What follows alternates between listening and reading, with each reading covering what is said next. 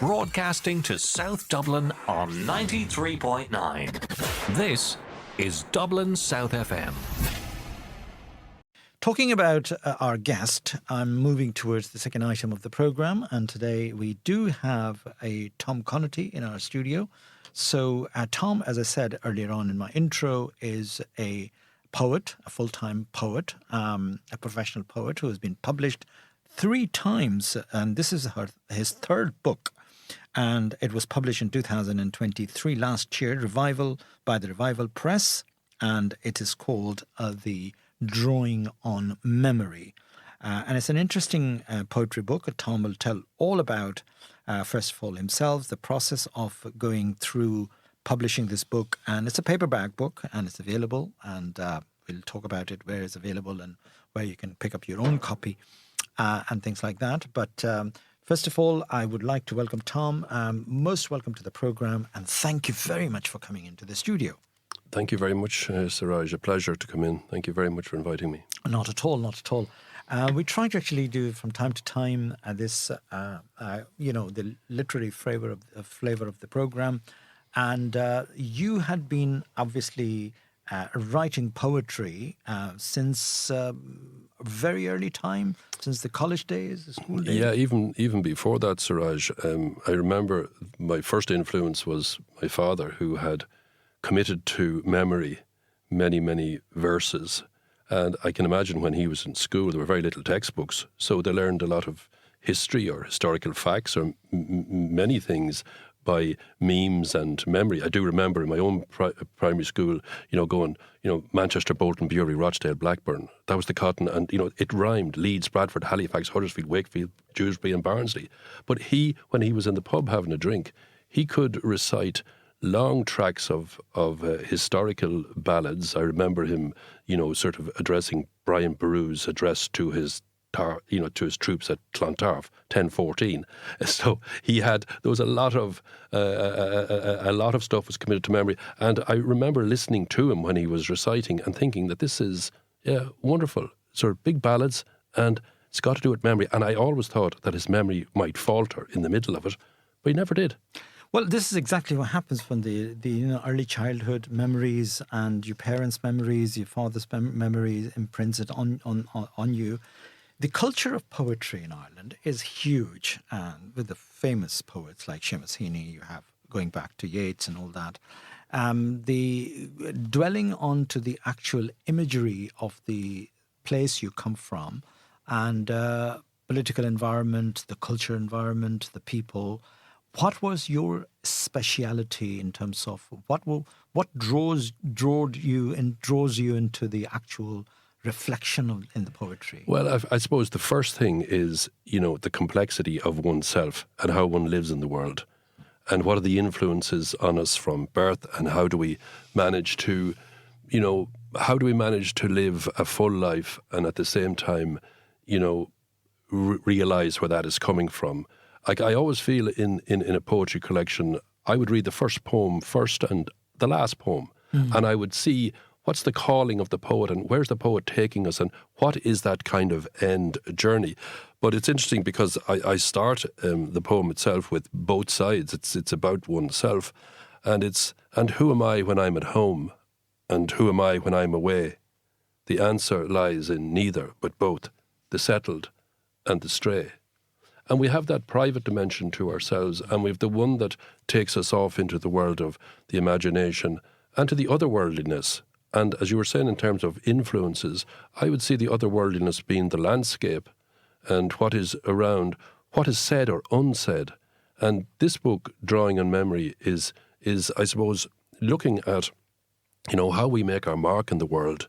And, who is it that, you were talking earlier about the cartographer, who is it that creates the map? Who tells us what to do? What's the moral imperative, political imperative, social imperative? What are all these things? And, as I have found that longer I live, there is no essential one truth. There are many, many truths, and many of us, even in the more sort of organised, sort of religion or indeed agnostic, is trying their best, I think, to find that spiritual dimension that will guide us through life. So drawing on memory is looking at that, and it's also how we kind of negotiate that space and negotiate truth and lies. And so, because I'm from Cavan originally, the borderline is a very, very important one for me, because I think, what's right, what's wrong, what's here, what's there. I think it's really hard sometimes to stand in the middle space and see, how do you see it from another side, or see it and get in there a little bit more, because that is the real complexity. Truth is complex, and it involves a huge amount of holding, and that takes energy and insight and empathy and travelling deep. And I suppose that's where poetry, in a sense, tries to go. And you know what I mean? So many things that are given as the truth. I have a section in it. It's in a number of sections. Making a Mark is the opening section. The Cartographer's Hand.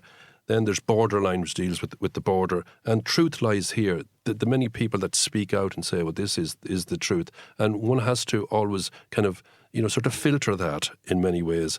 But what I always feel, no matter about the truth and when the truth clashes, the next section is called Scars on the Land. And for me, the most incredibly sad thing in the world is that the scars can ultimately end up in people being dead. Absolutely. And we count, do you know what I mean? As somebody said, the wars stop when we all start counting our dead. And the other thing that war, that and you referred to it already, that war is first of all on the battlefield. And then the second thing, the war is in memory. How do people remember the war, and the conflicting, sort of reports about things? But it's the ultimate thing is what Michael Longley said. I think in the end, I'm for peace, and as you know yourself, Siraj, in many schools, and worked in an Educate Together school, set 2 of them up, and my sole purpose was to gather communities of disparate and different ideologies together and sit and celebrate their differences and get and talk to each other, but not to gloss over things, you know what I mean? And, when we talk about, this collection of poetry, for me, it's my experiences of Ireland. I'm not pontificating about something else, but I certainly know that Michael Longley had said, in the end, we have to make peace. And that peace is so vital. And he said, the ultimate exhortation that he had was, I get down on my knees and do what must be done and kiss Achilles' hand, the killer of my son. I don't know if I would be able to do that, but that is the huge task we are asked to face up and into, because I don't want another one person dead on any side, and I am certainly working on initiatives to have that peace that people can draw on their own memory, but at the same time encounter each other, and somehow how do you coexist in a very, very supportive side. But that takes a while. So the last section is leaving those scars behind, and it's drawing up a list of nouns, the people that we love. Love in the end will save us. Absolutely. Love and peace, and peace equals prosperity and progress. Yes. So all 3 P's goes together. And unless you have a peace, you cannot progress, you cannot prosper. And that has been, in the Republic of Ireland, obviously, we had progress. We have created a prosperity just because we had been successful in creating a peace. And since the Good Friday Agreement is nearly 25 years, and all that.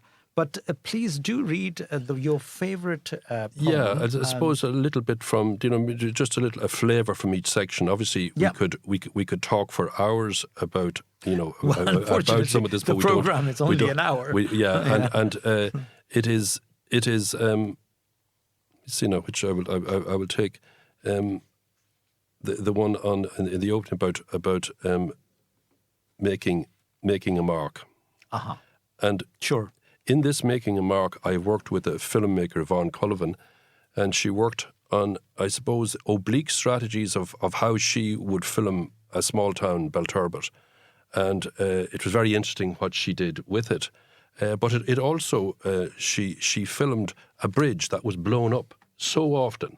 Wow. And the bridge itself became the big image of the traversing between both sides of the community, but lingering in the middle, allowed me. I responded to her poem or to her films, and this is what.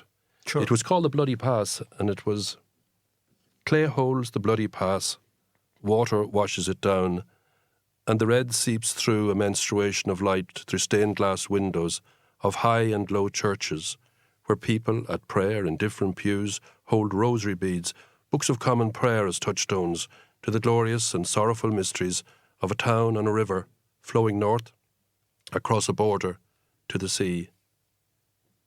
Your chalice and monstrance host the same lamb to the slaughter. Declarations, exhortations, and your finger-pointing blame when it comes to salvation, your semtex smells the same. The cartographer maps the heavy air, divine water that flows, keeps the fire that detonates and blasts, that rings out in volleys. She sees past the empty cartridges and magazines, spent bullet points in the tired tales of this borderland. And I suppose Beautiful.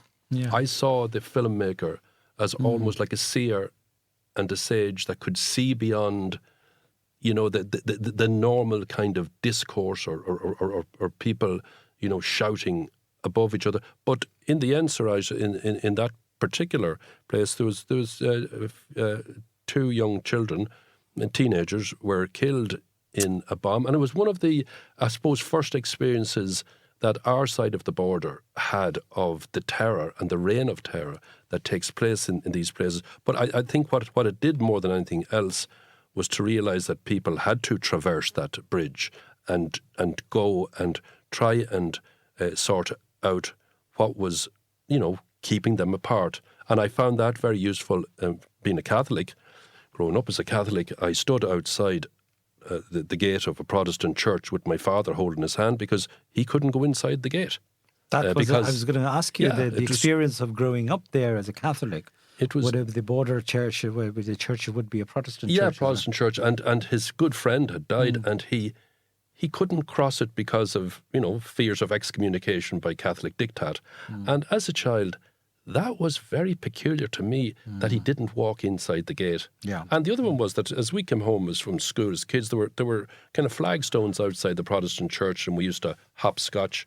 But there was one that we couldn't touch, and the story went, if you did, you were trampling on the devil's spit. My So goodness.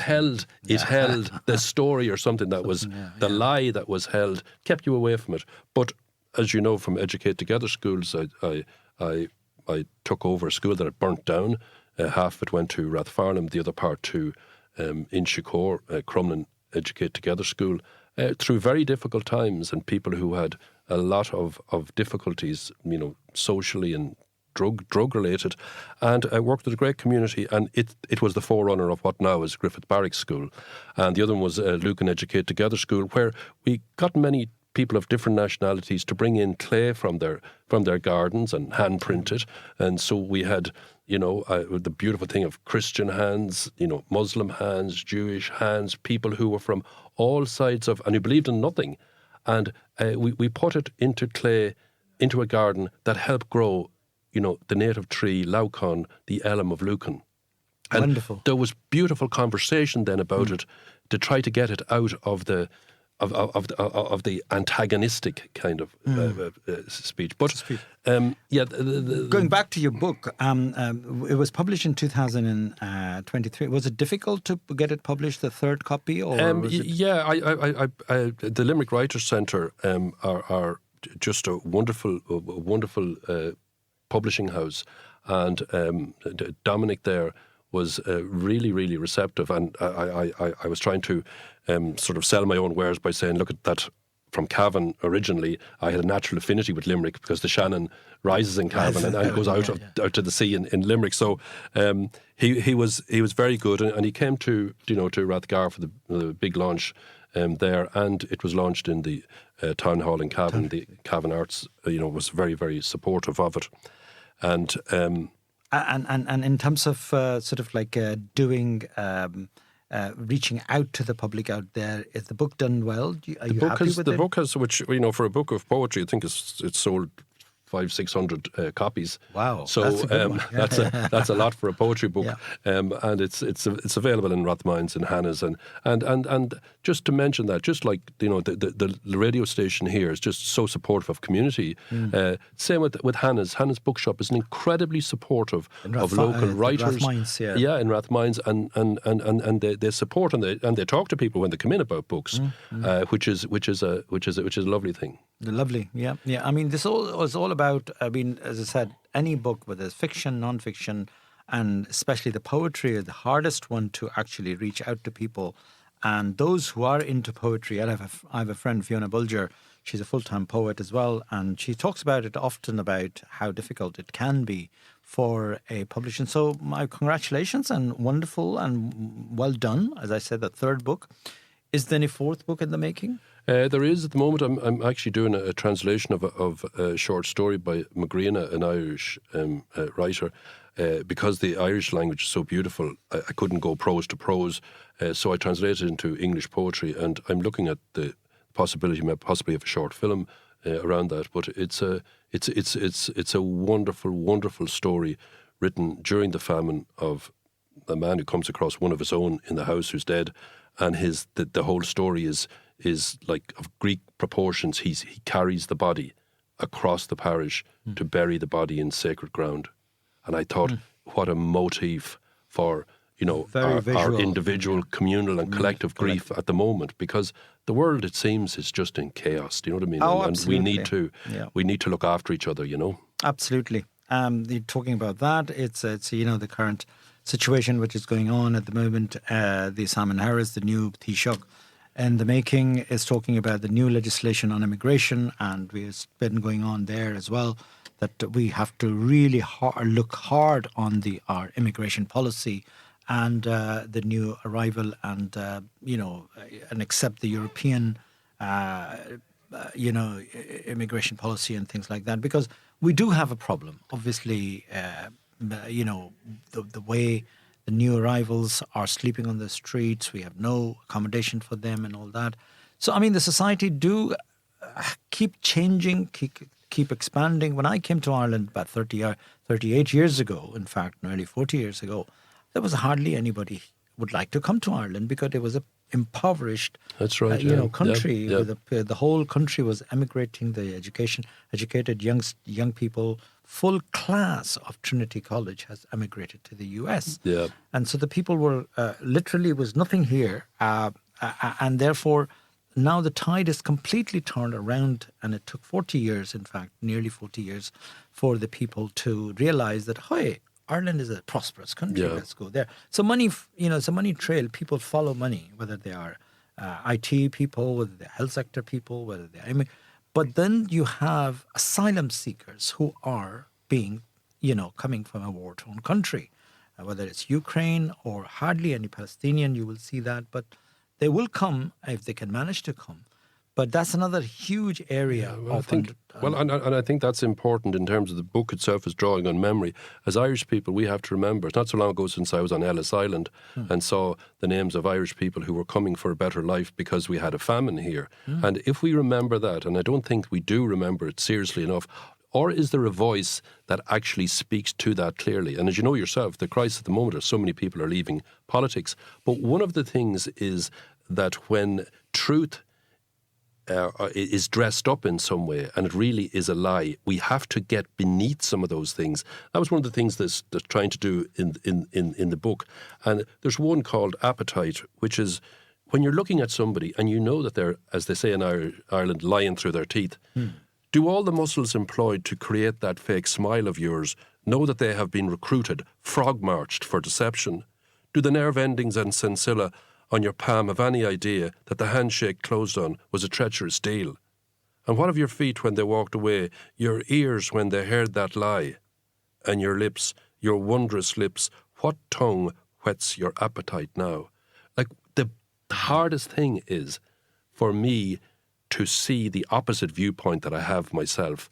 And interestingly enough, in the Irish mythology, there was a fifth province. We have 4, Ulster, Munster, Leinster and Connacht. The fifth province was one of imagination. And it was the one you stepped into where all the coordinates met. And I was thinking, wouldn't it be a great thing if we had 4 different north, south, east and west views of the world and get them to step into the fifth place? And Very how good idea. would they stand, sit together? It's utopia, yeah. but it is something that I think, unless one has some kind of sense of what one is searching for, and if that's peace and love, the mythology holds that place. And it was down at Ishnok, and that's as ancient as Ireland is. And we're talking about having that we're great with our wisdom now about solving things. Maybe there's something to go delve into the mystics of the East and the mystics of the West. What is it? And a great a woman that I worked very closely, Jaspinder Garneman, who was one who tried to marry the Western tradition of Jungian psychology with the Vedic tradition. And boy, was there some insights when those merged together. Absolutely. And I love that. But I suppose from the point of view of the collection, the one thing that we have to, sort of move towards is how do we strive to be with each other in peace, and how do we manage to love again? How do we manage to love our neighbour? And as Christian people in this country, that's a hard one. It's a hard one. It's one I think it's one that in most, religions and ideologies people strive for. Absolutely, absolutely. Talking about the, did you have a sort of like a very profound impact on the religious environment of the area you grew up with the divide between the Protestant and Catholic? And did that reflected in any poetry I suppose in your poetry? One of the things that, again, I was a Catholic boy who at Easter time or at different religious times, served on the altar. And I loved the ritual and I loved the sense of otherness and community coming together and prayer or praying. And I see poems as prayers. But then again, in this country, we had to realise the great lie that was in the church and some of the abuse that took place. And that was hard to take. So in that way, there's poem dealing with that, truth lies here, that some people were saying this is the truth. And in many ways, they were lying, and they left so many wonderful people, devout people like my mother and father and the generations gone past. But equally too, the other side, as we say, there were such good men and women who provided the great basis of education and health in Ireland, who were Catholics and Christians. And it is dealing with that dichotomy is often very difficult. But I grew up and I loved the ritual in the church. I loved the idea of bells. I was in Turkey and I loved hearing the muezzin calling, calling to prayer. And that's why I said to you that the opening poem, I feel, is like a calling to prayer, and it brings you on a journey. And what's that journey of faith? And boy, do we need faith in something. And Absolutely. I think love is the one, and peace. Peace and emerging the two together. You mentioned the muezzin in Turkey. There is a orchestra written by Carl Jenkins. He's a Welsh orchestra guy. And I have a privilege to perform in the National Concert Hall in Dublin a couple of years ago. And this piece is a 72 pieces orchestra. And it's a beautiful orchestra called The Armed Men. And it's available on the internet or whatever, you'll see that. But its performances also happens around the world. And the first performance when it was happening in Turkey, the middle of the concert, one of the muezzin went into the concert hall and it started the call for the prayer. And the orchestra stopped, pin-dropped silence. And this muezzin has actually finished his adhan as they call it, call for the prayer. And as soon as he's finished that, it's only about 6-7 minutes it takes place, the call for the prayer, Muslim prayer. And as soon as the prayer finishes, the orchestra continues, bang, bang, bang, bang. And it is this most fascinating experience when you actually hear or see this piece of music called The Armed Men by Carl Jenkins, who's a Welshman.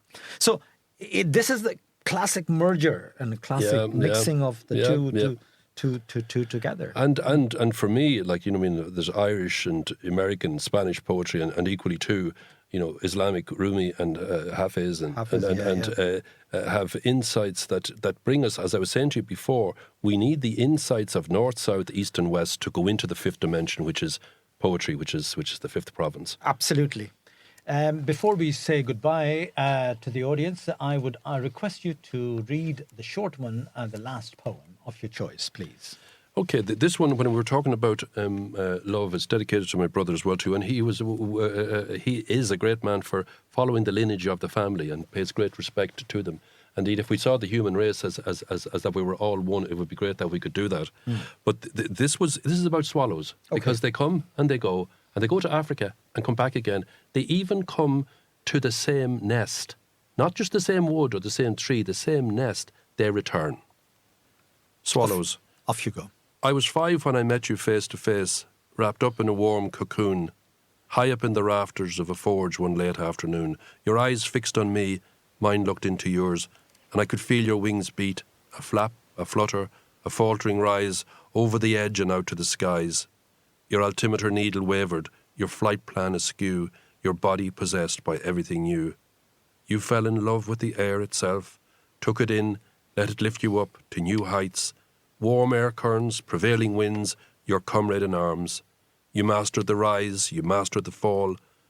You learned the steady course, you listened to the call, to lead and fall into line, to release yourself to the airflow when the weather was fine. Fledglings, fork-tailed arrows of hope, pointing the way, a congregation of faith in flight, bob and balance, murmuring mantras of lift off and leave, whispering prayers of hope and return. I saw your lines on telegraph wires, your lines, my first long poem, calling me to come and fly and take the long way home. Wow. Thank you so much, Tom, and beautifully put together. That's imagery of that particular, coming back to the nest and fledgling and feeding. Yeah, and it's as you were talking about, we have to come home to ourselves and come home together as a people who inhabit this world in some form of unity and love. And thank you very much, Not at all. Siraj. Thank you for coming along and making into the studio. Just last thing before you go, is it available online or can it people? is at Limerick Writers Centre. That you can find that very easy, or it's in Alan Hanna's shop in Rathmines. Okay. Great. So that was Tom Conaty talking about his latest book called The Drawing on Memories, and that is available, Hannah's book and Limerick Writers. So, as I said, the poets are something that really pushes you from inside.